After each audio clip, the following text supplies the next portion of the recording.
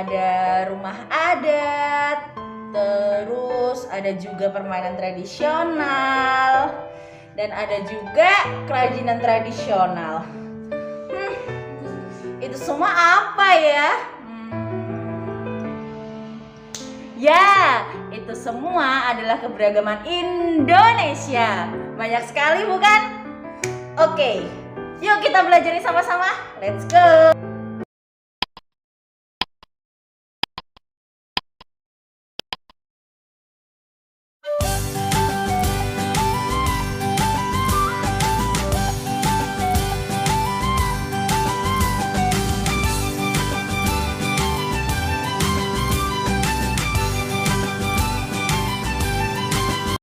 Assalamualaikum anak-anak, selamat pagi, selamat siang, dan selamat sore, serta selamat malam buat anak-anakku semuanya.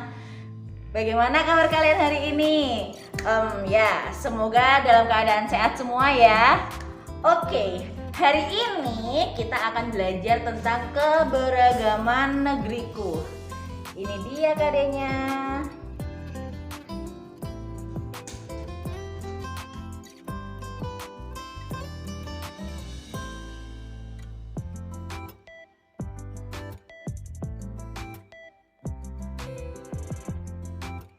Satu nusa, satu bangsa, satu bahasa kita.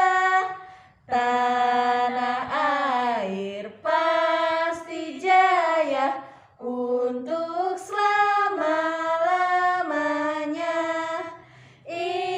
Indonesia pusaka,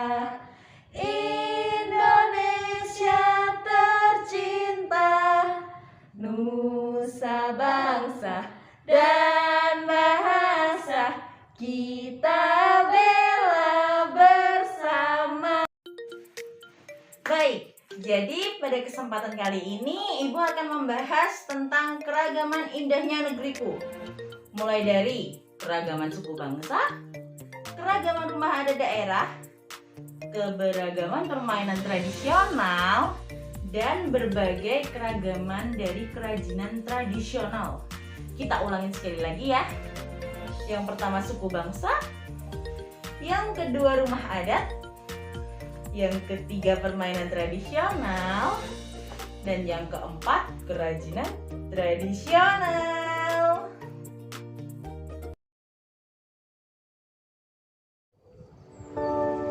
Keberagaman adalah suatu kondisi dalam masyarakat yang terdapat banyak sekali perbedaan dan berbagai bidang. Nah, ada banyak sekali contohnya. Mulai dari perbedaan suku bangsa, adat istiadat, kemudian budaya, agama, dan yang lainnya. Rumah adat juga. Pokoknya banyak sekali keragaman yang ada di Indonesia. Oke, kita dapat menemukan perbedaan atau keragaman yang ada di Indonesia mulai dari hal-hal sederhana. Mulai dari perbedaan karakter, perbedaan agama, perbedaan hobi dan kesukaan. Itu adalah contoh hal-hal sederhana dari adanya perbedaan atau keragaman. Misalnya, ada contoh lagi, anak-anak dan teman-teman memiliki logat bahasa yang berbeda. Itu dikarenakan anak-anak itu berasal dari bahasa dan daerah-daerah yang berbeda. Jadi otomatis juga memiliki logat-logat yang berbeda pula. Oke, selanjutnya keragaman suku bangsa dan budaya dapat juga dilihat dari beberapa aspek, yaitu tipe fisik, ada tipe bahasa, terus ada tipe adat istiadat, kesenian, sistem kekerabatan, dan juga batas fisik lingkungan. Ada banyak sekali contohnya.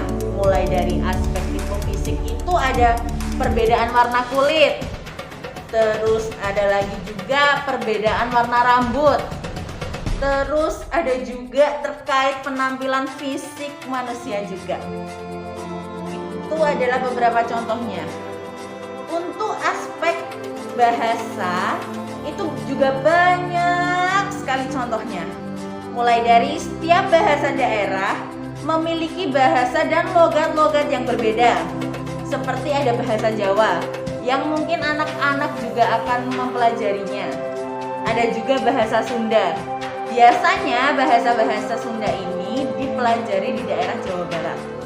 Ada bahasa Betawi dari DKI Jakarta.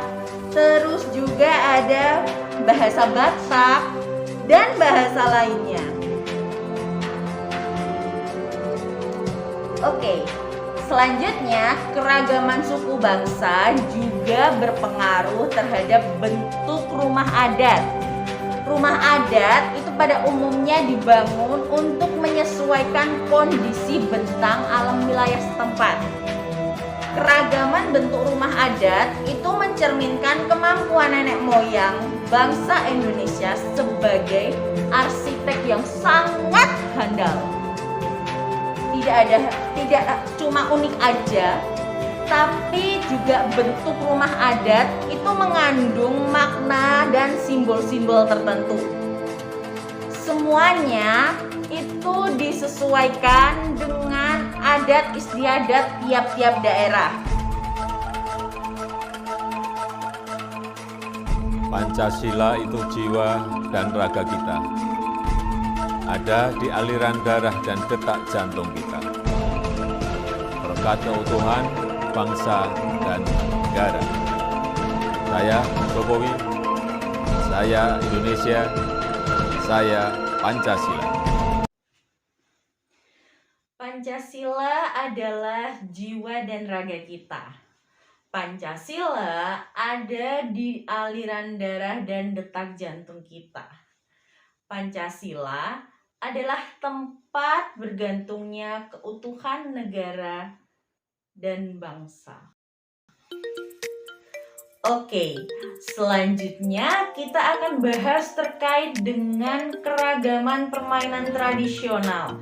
Siapa yang pernah melakukan permainan ini? Atau yang ini? Atau pernah juga yang ini? Ya, itu semua adalah contoh-contoh permainan tradisional yang pastinya sangat seru sekali. Permainan tradisional ini merupakan salah satu bentuk keragaman budaya yang ada di Indonesia. Dengan adanya permainan tradisional, khususnya orang-orang zaman dulu, itu akan lebih banyak menghabiskan waktu untuk bersama, menjalin kebersamaan, dan mempererat tali silaturahmi. Banyak sekali contohnya, mulai dari peta umpet, engklek, dakon, dan permainan lainnya. Tahukah kamu sebenarnya gerabah itu apa sih ya? Ya, gerabah adalah alat-alat dapur atau perlengkapan memasak yang dibuat dari tanah liat yang kemudian dibakar. Memang pada awalnya pembuatan gerabah ini hanya digunakan untuk memenuhi seluruh perlengkapan memasak. Namun sekarang dalam perkembangan zamannya, seni kerajinan gerabah ini mulai meluas dan menghasilkan beraneka macam benda seperti vas bunga, cangkir, dan yang lainnya. Bagi warga asing, gerabah ini merupakan benda yang sangat menarik karena dibuat dengan tangan kosong tanpa mengandalkan teknologi modern. Jadi, biasanya gerabah ini sering dijadikan sebagai buah tangan oleh wisatawan asing. Keren bukan?